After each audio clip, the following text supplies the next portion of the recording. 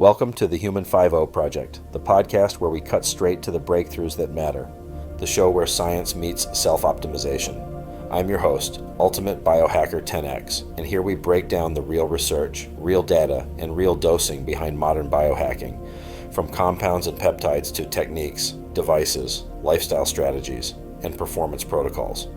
Most people jump in and jump out before they get the gold, so we're keeping it tight and delivering the essential insights you need without the fluff. If you've taken the time to hit play, we'll make sure you walk away with valuable knowledge that can transform your approach to longevity, health optimization, and beyond.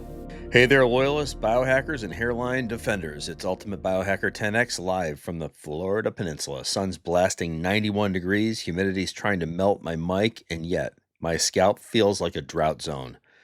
Perfect timing for today's drop. Copper peptides, exosome microneedling, laser caps versus LED caps, and the full lifestyle supplement playbook that 2026 data says can actually wake dormant follicles. Disclaimer up front, this is education, not a prescription. Talk to your derm or endo first. The old map, DHT shrinks, game over. New map, DHT plus poor perfusion plus chronic low-grade inflammation turns follicles dormant, not dead.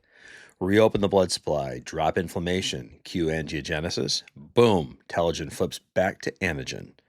2025 meta-analysis on low-level laser therapy and platelet-rich plasma show 25 to 40% density gains when vascular flow improves.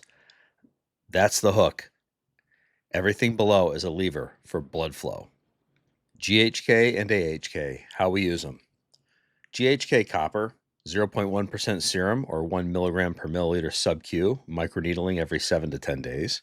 A 2024 randomized controlled trial in 120 men showed a 14% increase in hair count versus 4% at placebo. What's the mechanism? VEGF boost, ECM remodeling, and anti-DHT signaling. AHK copper, shorter chain, scalp-specific angiogenesis.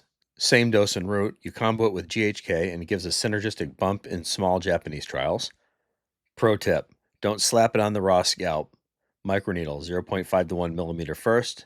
It drives 3 times the absorption and keeps the follicles fed longer.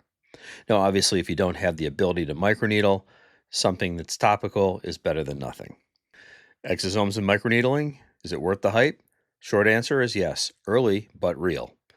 2025 Korean Phase 2 trial used 2 mLs of scalp MSC-derived exosomes. Post 0.5 millimeter needling, there was a 28% density versus 11% at placebo. Red flags, no FDA-approved exosome line yet, so ask for MySiv certified lot sheets, endotoxin less than 0.5 EU per ml, and particle count greater than 10 to the 11th per ml. If they can't print it, walk. Bottom line, exosomes look vascular, think microneedle and fertilizer. Still experimental, save it for phase 3 data before betting your graft. Laser caps versus LED caps. Laser, 660 to 675 nanometers, penetrates 5 to 7 millimeters. It hits the dermal papilla, spikes ATP production, and kickstarts mitochondria. FDA-cleared Class 3B devices show a 20 to 25% increase in hair density in 16-week randomized controlled trials.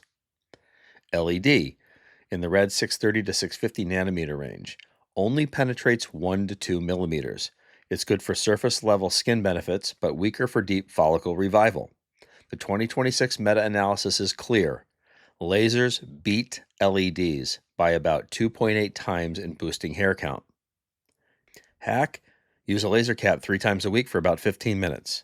After the session, apply GHK copper for a multiplier effect.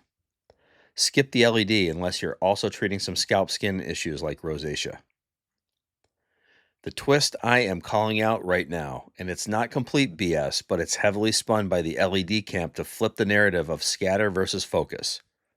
The core physics are clear. Lasers produce coherent collimated light, which is waves in phase, focused beam. This scatters less in tissue and penetrates deeper. Like I said, typically 5 to 7 millimeters into the scalp to reach the dermal papilla and follicle base. LEDs emit incoherent divergent light that spreads out quickly, scatters more, and mostly stays shallow, 1 to 3 millimeters, leading to more surface coverage but weaker depth. Why do some brands claim scatter is better coverage? LED proponents argue the broader diffuse beam activates more follicles per centimeter squared across the scalp without needing pinpoint precision. They say LEDs cover more area and require lower energy densities for similar effects, claiming it's more efficient for large surface treatments like full helmet caps.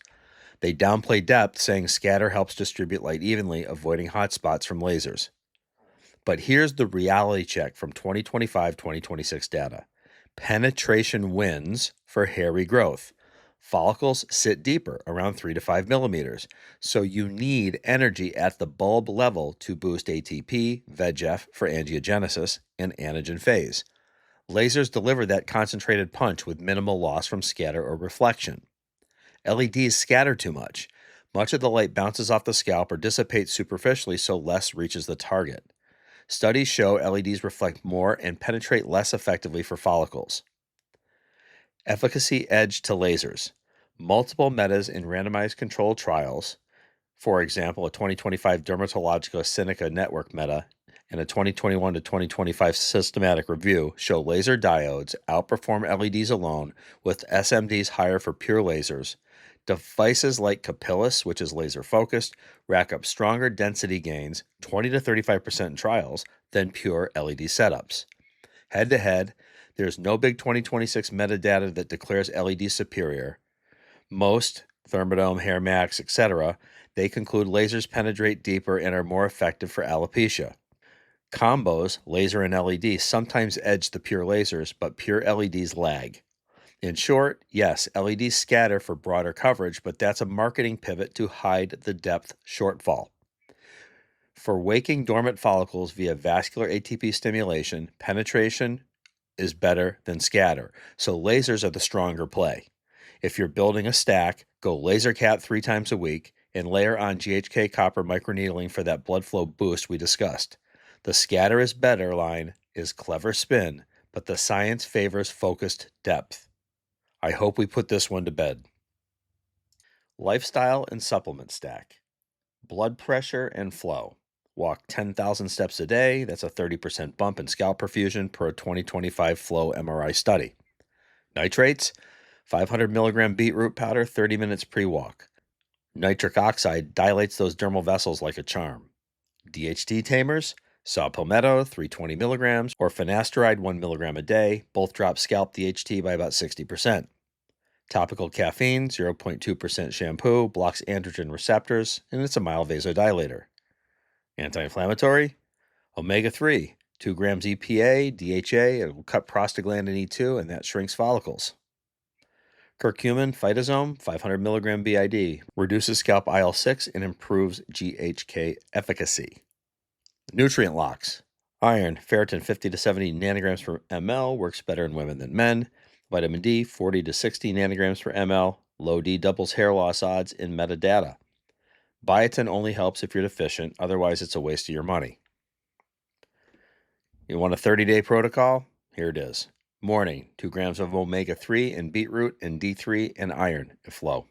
Evening, microneedle, 0.5 millimeters, apply 1 ml of 0.1% GHK copper, and a laser cap for 15 minutes. Weekly, Exosomes scalp, if phase 3 ready, otherwise skip it. Curcumin and saw palmetto daily. You want to track it? Use your phone, macro pictures, twice a month, measure density gains like a pro. Hair isn't gone, it's asleep. Wake it with blood flow, not bro science. Until next drop, stay vascular, stay coppered, stay growing. I'll see you on the porch. Thanks for listening to the Human 5.0 Project. If you found value in today's episode, share it with someone who's ready to elevate their biology.